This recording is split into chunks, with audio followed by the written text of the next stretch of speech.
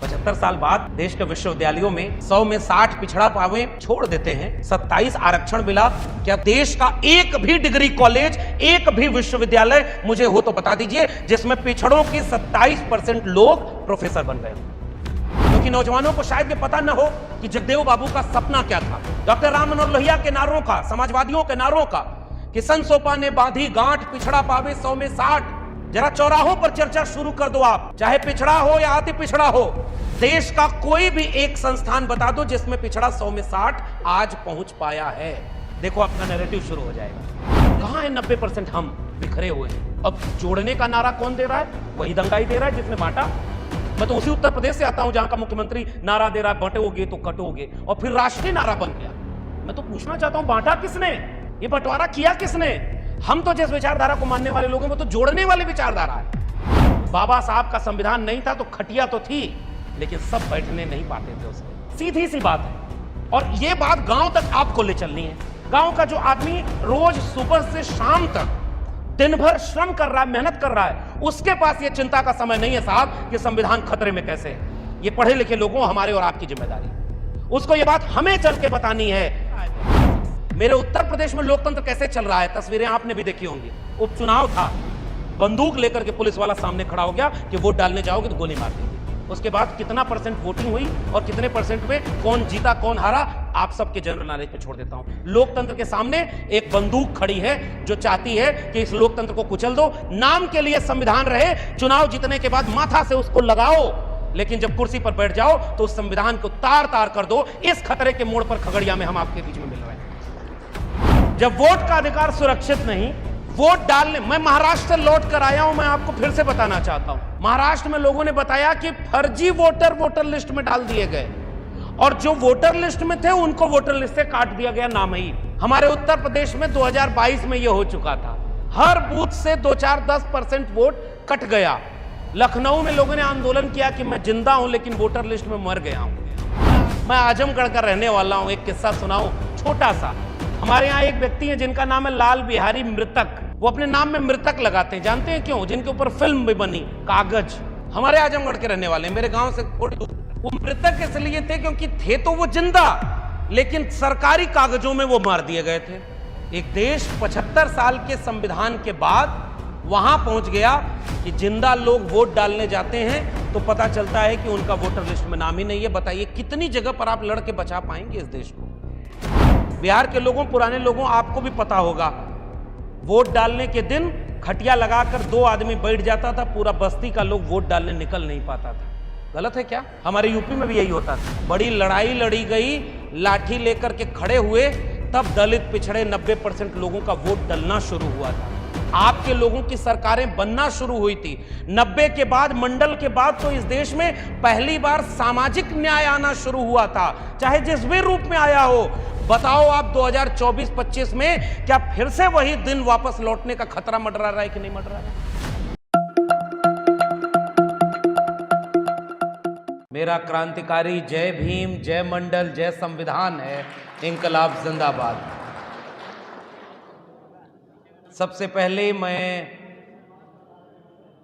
संविधान और सामाजिक न्याय के इस संवाद कार्यक्रम के आयोजकों का शुक्रिया अदा करना चाहता हूं कि उन्होंने एक मौका दिया, और पहली बार मैं खगड़िया आया हूं, आपसे मिलने का, आपसे बातचीत करने का ये मौका मिला।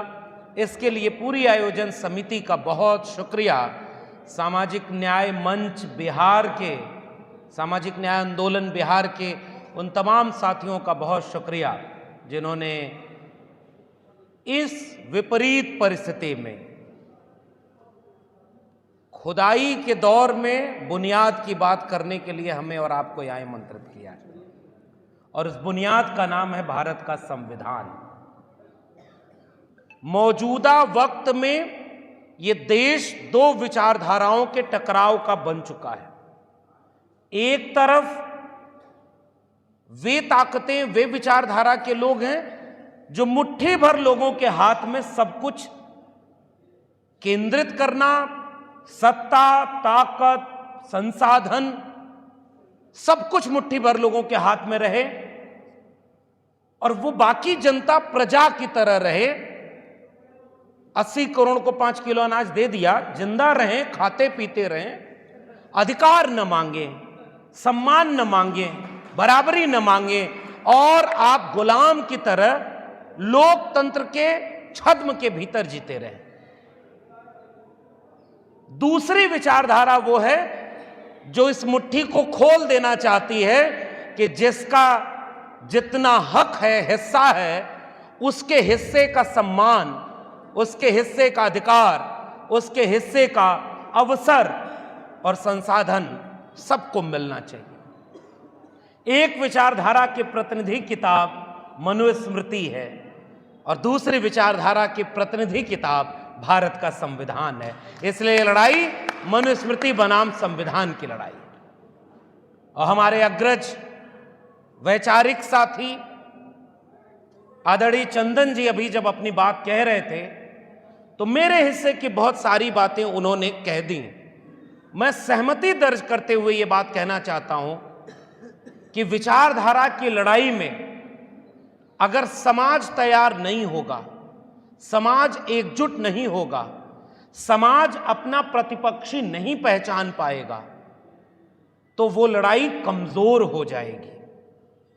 आज का संवाद का कार्यक्रम उस पहचान को आपसे रूबरू करने के मकसद से रखा गया। सामाजिक न्याय में केवल जातियों की बात नहीं है, बहुत मार्के की बात उन्होंने कही। और जब मैं आया तो हमारे प्रिय मित्र जैन जिज्ञासु बोल रहे थे, उन्होंने भी बोलते हुए ये बात कही और चंदन जी ने भी ये बात कही, पूर्व के और वक्ताओं ने बात कही, प्रोफेसर साहब लोग बोल रहे थे। सोचिए आज वर्किंग डे है और जो लोग वहां अपनी नौकरी से छुट्टी लगा करके यहां आए होंगे तमाम लोग, मैं उनका बहुत धन्यवाद करना चाहता हूं कि आप तमाम लोग सामने बैठे हैं और यहां बैठे हैं। वो लोग छुट्टी लेकर के या दूर के आए और अलग अलग जिलों से भी लोग आए हुए हैं। तो ये एक वैचारिक हमारा और आपका रिश्ता है।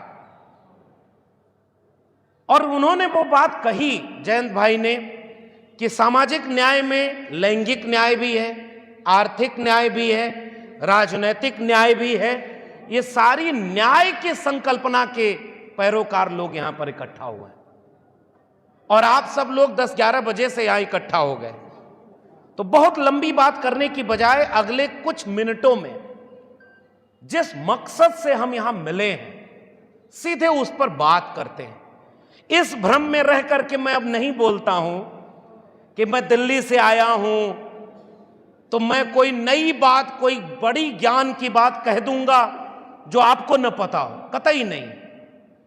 मैं तो कई बार ये कहता हूं पूरी विनम्रता के साथ मंच और सामने दोनों लोगों के, कि कई बार इस तरह के सम्मेलनों में हमें वो लोग सुन रहे होते हैं कि जितनी हमारी उम्र होती है उतनी उम्र उन्होंने संघर्षों में खपा दी होती है, फिर भी वो सामने बैठे होते हैं।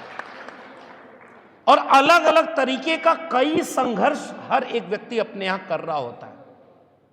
कोई शिक्षा जगत में उस तरह का संघर्ष कर रहा होता है, कोई गांव में कोई अन्याय के खिलाफ अकेला लड़ रहा होता है, कोई छात्र, नौजवान या प्रोफेसर किसी विश्वविद्यालय में अन्याय के खिलाफ अकेले या छोटी सी टीम के साथ लड़ रहा होता है। उन सारी लड़ाइयों को कैसे एक जगह इकट्ठा किया जाए, हमारे जैसे लोगों का प्राथमिक काम अभी इतना ही है।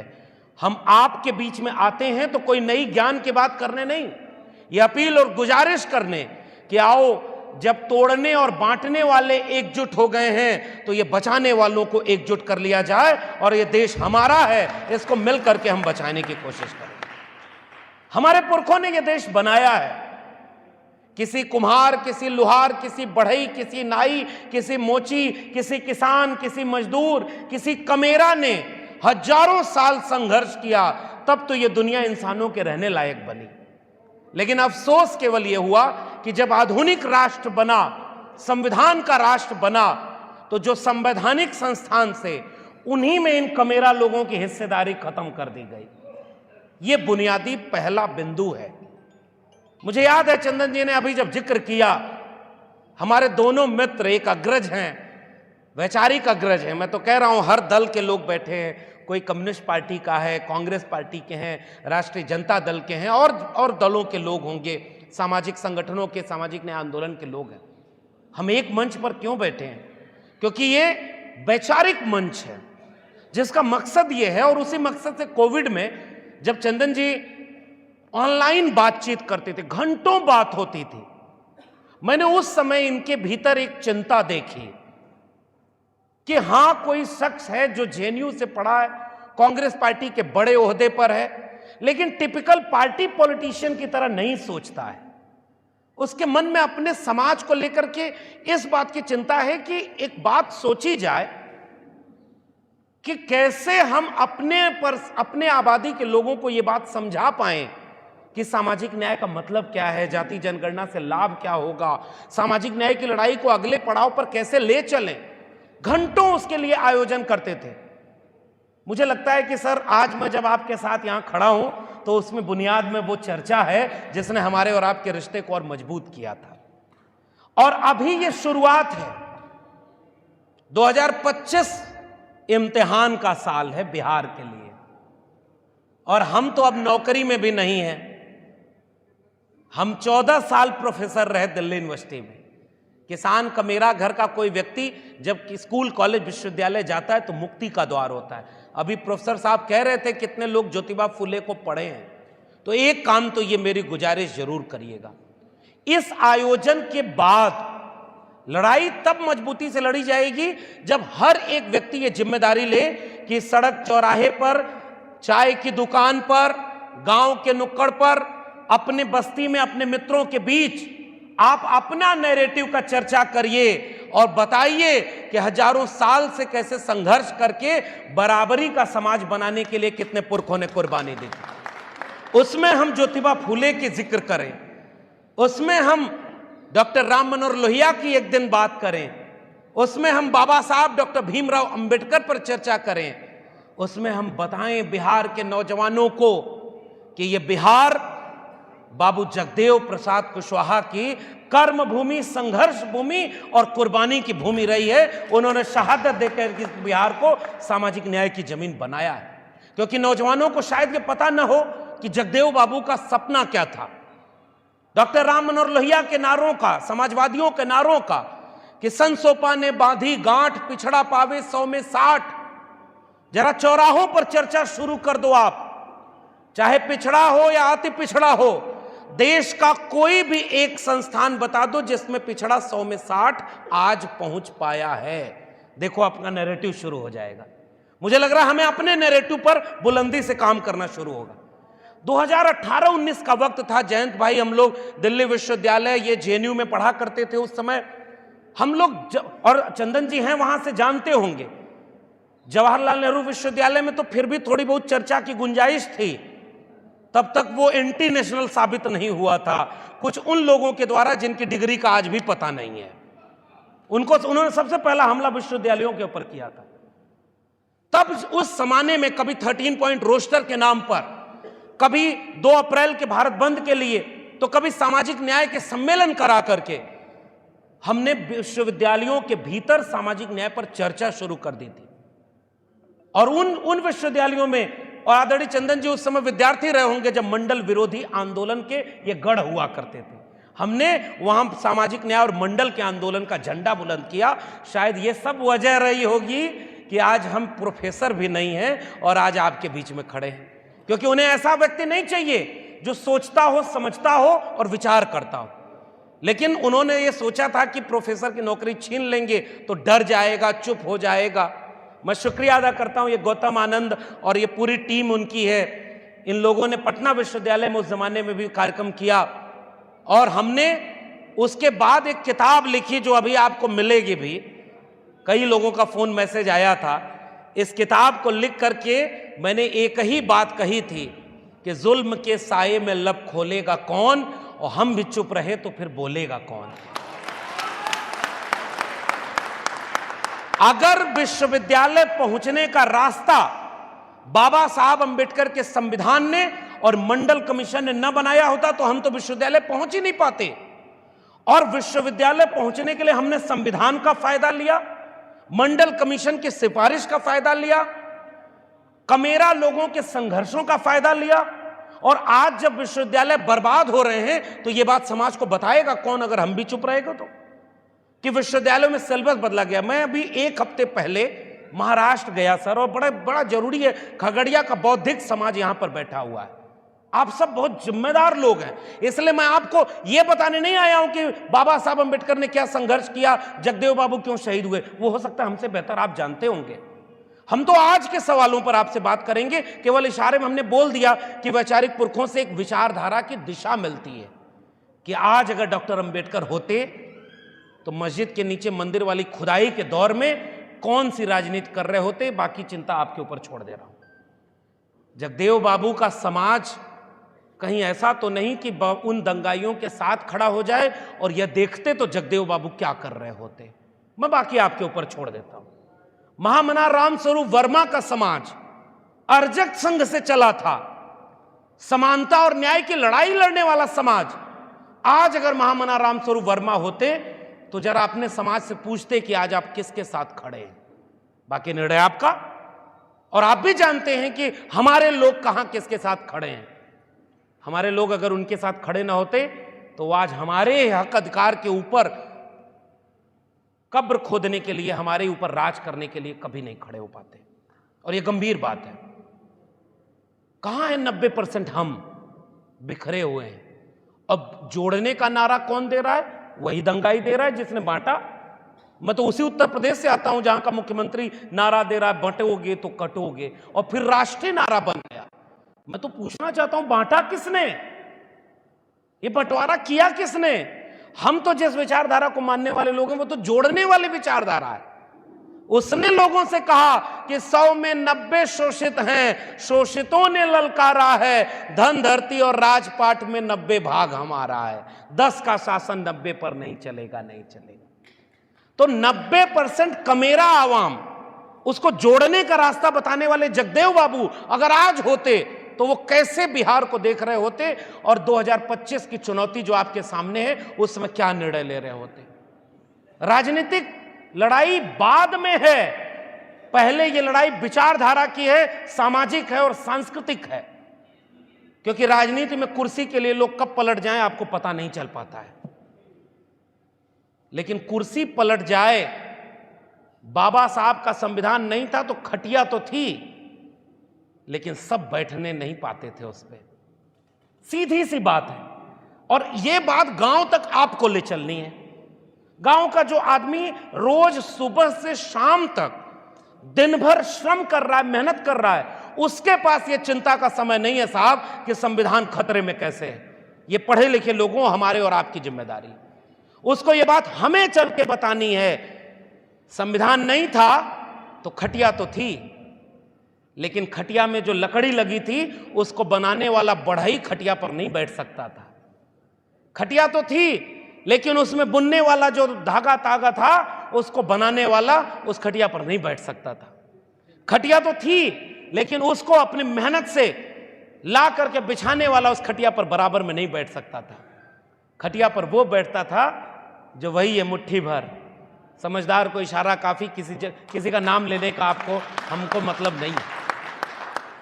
और 26 नवंबर 1949 को जिस दिन इस देश में संविधान लागू हुआ, तब खटिया एक ऐसी बनी जिसमें तय हुआ कि अगर बैठेंगे खटिया पर तो सब बराबर बैठेंगे, वरना सब जमीन पर बराबर बैठेंगे। एक व्यक्ति एक वोट की एक कीमत, और उस वोट से आपको सरकार बन रही है। लेकिन सच बताइए, 75 साल पूरे हो गए संविधान के, खटिया पे क्या बराबर बैठ पाए? मैं कुछ सवाल आपके ऊपर छोड़ करके जा रहा हूं। 75 साल बाद देश के विश्वविद्यालयों में 100 में 60 पिछड़ा पावे छोड़ देते हैं, 27 आरक्षण मिला। क्या देश का एक भी डिग्री कॉलेज, एक भी विश्वविद्यालय मुझे हो तो बता दीजिए जिसमें पिछड़ों के 27% लोग प्रोफेसर बन गए हों? सीधा सवाल मेरा यह है। एक भी विश्वविद्यालय, एक भी डिग्री कॉलेज खगड़िया से लेकर पटना और दिल्ली से लेकर लखनऊ तक खोज कर बता दीजिएगा जिसमें एक जगह पर दलित समाज के 15% लोग प्रोफेसर बन गए, आदिवासी समाज के 7%, पसमानदा समाज के लोग पहुंच पाए हों। नहीं पहुंचे साहब। हमने 2018-19 में आरटीआई लगाई तो 596 कुलपतियों में से 6 कुलपति दलित, 6 आदिवासी और 36 ओबीसी, कुल मिलाकर 50 होते हैं। 550 कुलपति कौन थे? समझदार को इशारा काफी। क्या ये सबका भारत बन पाया? क्या वाकई खटिया पर सब बैठ पाए? नहीं बैठ पाए। यहां कहीं चूक हो रही है। पिछले 10 साल में देश के हाई कोर्ट और सुप्रीम कोर्ट में जितने जज बने, पिछले 10 साल में, अभी बता रहा हूं, 88% वो लोग बने जिनके लिए 10% रिजर्वेशन दे दिया गया है। 88%। और 12% में एससी, एसटी, ओबीसी सब है। औसत निकाल लीजिए, 90% आबादी के 10% भी जज नहीं है और 10% आबादी के 90% जज हैं। क्या यह संविधान का भारत है? मीडिया में ऑक्सफैम की रिपोर्ट कहती है 121 पद जहां से डिसीजन होता है। अब तो सब उनके दोस्त खरीद लिए, फकीर के सारा अपने दोस्तों को भेज दिया। एक आध टीवी चैनल बचा था वो भी उन्होंने बेच दिया। आजकल उस पर गुणगान उन्हीं का होता है। 121 पदों में से 1 दलित, 2 ओबीसी, आदिवासी 1 भी नहीं। क्या खटिया सबके लिए बराबर बिछी? तो मीडिया में हम और आप नहीं, न्यायपालिका में हम और आप नहीं, विश्वविद्यालयों में हम और आप नहीं, ब्यूरोक्रेसी जो देश चलाती है। चंदन जी जिस पार्टी से हैं, अभी तो गठबंधन का धर्म है। मैं तो अभी उस तरह से पार्टी में नहीं, लेकिन समाजवादियों के, अंबेडकरवादियों के, संविधानवादियों के, संविधान बचाने वालों के साथ खुलकर खड़े हैं। और यह बात कहने में हमें कोई गुरेज नहीं है कि संविधान बदलने के दौर में हम संविधान बचाने वालों के साथ खड़े हैं, क्योंकि यह लड़ाई समाजवादियों ने लड़ी थी संविधान को बनाने और बचाने की। तो जो पार्टी कांग्रेस पार्टी है, उसके नेता ने जब पूछ दिया कि 90 में 3 ज्वाइंट सेक्रेटरी केवल ओबीसी हैं, तो देश कौन चला रहा है? सामाजिक न्याय का विमर्श वहां से खड़ा हुआ, क्योंकि समाजवादी तो बहुत पहले से लड़ रहे थे। रोटी कपड़ा सस्ती हो, दवा पढ़ाई मुफ्ती हो, 2 बातें हैं मोटी मोटी, हमें चाहिए इज्जत रोटी। एक नारा तो मैंने जयंत भाई से सीखा, जिनके घर पे आया हुआ हूं। हमारे दोनों मित्र हैं। इन्होंने एक बार एक लंबी फेसबुक पोस्ट लिखी थी कि 100 से कम न 1000 से ज्यादा, समाजवाद का यही तकाजा। क्या नारा था! और आज लड़ाई कहां पहुंच गई। जो जमीन को जोते बोए, हाजीपुर होते हुए मैं आ रहा था, मैं देख रहा था कि रामविलास पासवान जैसा कोई नेता हुआ इसी बिहार में, उन्होंने नारा लगाया, गूंजे धरती आसमान रामविलास पासवान। सदन में खड़े होकर बताया, कहा कि हिंदू शब्द पे इतना चर्चा करते हो, बताओ किस धर्म में लिखा है। बाद में चल करके पता नहीं कहां कैसे क्या हो गया, उसको छोड़ देते हैं। लेकिन संघर्ष तो इन लोगों ने किया था ना भाई, उतनी क्रेडिट तो देंगे ना। और मैं बिहार के लोगों को एक क्रेडिट और देना चाहता हूं, क्योंकि उत्तर प्रदेश से आया हूं। आपके यहां भी अगर हमारी तरह एक मुख्यमंत्री बन गया ना, तो उसके बाद देखिएगा बुलडोजर और जेलें आपका इंतजार करेंगी, बाकी सब कुछ खत्म हो जाएगा। यह बात मैं आपसे कहना हूं। तो थोड़ा सा उनको भी अभी क्रेडिट देना चाहिए कि अभी बिहार उत्तर प्रदेश नहीं बना है। लेकिन क्या आप गारंटी से कह सकते हैं कि बिहार उत्तर प्रदेश नहीं बन पाएगा? क्या उस खतरे के मुहाने पर आप नहीं खड़े हैं? और महाराष्ट्र में जो हुआ, अब देखिए समझ गए महाराष्ट्र में क्या हुआ। आप लगता है मुख्यमंत्री बदलने की बात कह रहे हैं। मैं वहां नहीं जा रहा हूं, अभी तो देख रहा हूं कि वहां के विधायक चुनाव लड़ने के बाद शपथ लेने नहीं गए कि ये सब धांधली से वोट हमारा लूट लिया गया है, हम नहीं शपथ लेंगे। लोकतंत्र कैसे बचेगा अगर वोट डालने वाले को यही नहीं भरोसा है कि मैंने जहां वोट दिया है वहां वोट गिना गया है और मेरे मुताबिक यहां पर रिजल्ट आया है? सोचकर बताइए, लोकतंत्र चल कैसे रहा है? फिर मेरे उत्तर प्रदेश में लोकतंत्र कैसे चल रहा है, तस्वीरें आपने भी देखी होंगी। उपचुनाव था, बंदूक लेकर के पुलिस वाला सामने खड़ा हो गया कि वोट डालने जाओगे तो गोली मार देंगे। उसके बाद कितना परसेंट वोटिंग हुई और कितने परसेंट में कौन जीता कौन हारा, आप सबके जनरल नॉलेज पे छोड़ देता हूं। लोकतंत्र के सामने एक बंदूक खड़ी है जो चाहती है कि इस लोकतंत्र को कुचल दो। नाम के लिए संविधान रहे, चुनाव जीतने के बाद माथा से उसको लगाओ, लेकिन जब कुर्सी पर बैठ जाओ तो उस संविधान को तार तार कर दो। इस खतरे के मोड़ पर खगड़िया में हम आपके बीच में मिल रहे हैं। जब वोट का अधिकार सुरक्षित नहीं, वोट डालने, मैं महाराष्ट्र से लौट कर आया हूं, मैं आपको फिर से बताना चाहता हूं, महाराष्ट्र में लोगों ने बताया कि फर्जी वोटर लिस्ट में डाल दिए गए और जो वोटर लिस्ट में थे उनको वोटर लिस्ट से काट दिया गया नाम ही। हमारे उत्तर प्रदेश में 2022 में यह हो चुका था, हर बूथ से 2-4-10% वोट कट गया। लखनऊ में लोगों ने आंदोलन किया कि मैं जिंदा हूं लेकिन वोटर लिस्ट में मर गया हूं। मैं आजमगढ़ का रहने वाला हूं, एक किस्सा सुनाऊं छोटा सा। हमारे यहां एक व्यक्ति है जिनका नाम है लाल बिहारी मृतक, वो अपने नाम में मृतक लगाते हैं, जानते हैं क्यों? जिनके ऊपर फिल्म भी बनी कागज, हमारे आजमगढ़ के रहने वाले, मेरे गांव से थोड़ी दूर। वो मृतक इसलिए थे क्योंकि थे तो वो जिंदा, लेकिन सरकारी कागजों में वो मार दिए गए थे। एक देश 75 साल के संविधान के बाद वहां पहुंच गया कि जिंदा लोग वोट डालने जाते हैं तो पता चलता है कि उनका वोटर लिस्ट में नाम ही नहीं है। बताइए कितनी जगह पर आप लड़के बचा पाएंगे इस देश को? आजकल मस्खरी में रील्स चलती है सर। एक वो आदमी वोटर लिस्ट के जिस दिन चुनाव पड़ रहा था, वोट डाला जा रहा था, वहां गया और कहा अपनी पत्नी का नाम लेकर के कि बाबू जरा देखना वोट डाल गई। तो वो अधिकारी बोला हाँ वो तो सब ही वोट डाल के चली गई। तो रोने लगा जोर जोर से। अधिकारी बोला क्यों रो रहे हो? कह रहा है कि 5 साल उसको मरे हो गया, हर बार आती है और वोट डालकर चली जाती है, मिलती भी नहीं। अगर आप ऐसे में, बिहार के लोगों, पुराने लोगों, आपको भी पता होगा, वोट डालने के दिन खटिया लगाकर 2 आदमी बैठ जाता था, पूरा बस्ती का लोग वोट डालने निकल नहीं पाता था। गलत है क्या? हमारे यूपी में भी यही होता था। बड़ी लड़ाई लड़ी गई, लाठी लेकर के खड़े हुए, तब दलित पिछड़े 90% लोगों का वोट डलना शुरू हुआ था। आपके लोगों की सरकारें बनना शुरू हुई थी। 90 के बाद, मंडल के बाद तो इस देश में पहली बार सामाजिक न्याय आना शुरू हुआ था, चाहे जिस भी रूप में आया हो। बताओ आप 2024-25 में क्या फिर से वही दिन वापस लौटने का खतरा मंडरा रहा है कि नहीं मंडरा रहा है? ये वर्तमान के खतरे हैं। इसलिए आज के संविधान पर मैं इतिहास पर बात ही नहीं कर रहा हूं। कितना अपमान सहा है हमारे लोगों ने, तब जाकर के खटिया पर बराबर बैठने का हक मिला था।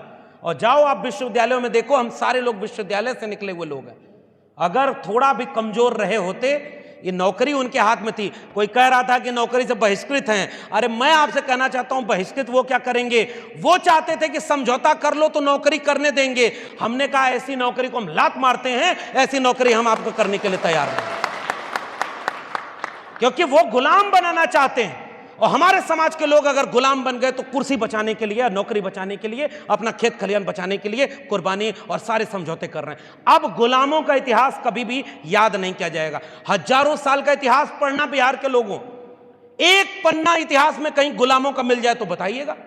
शासकों का इतिहास है, लड़ने वालों का इतिहास है, जीतने वालों का इतिहास है। हारने वालों और समझौता करने वालों का कभी इतिहास में कोई नाम नहीं मिलता। हम भी याद करते हैं तो जगदेव बाबू को याद करते हैं, समझौता करने वाले और कुर्सी बचाने वालों को याद नहीं करते।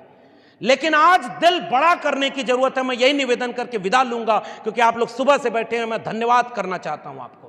काम के दिन आप लोग इतने आए, लेकिन क्या मेरा निवेदन स्वीकार करेंगे?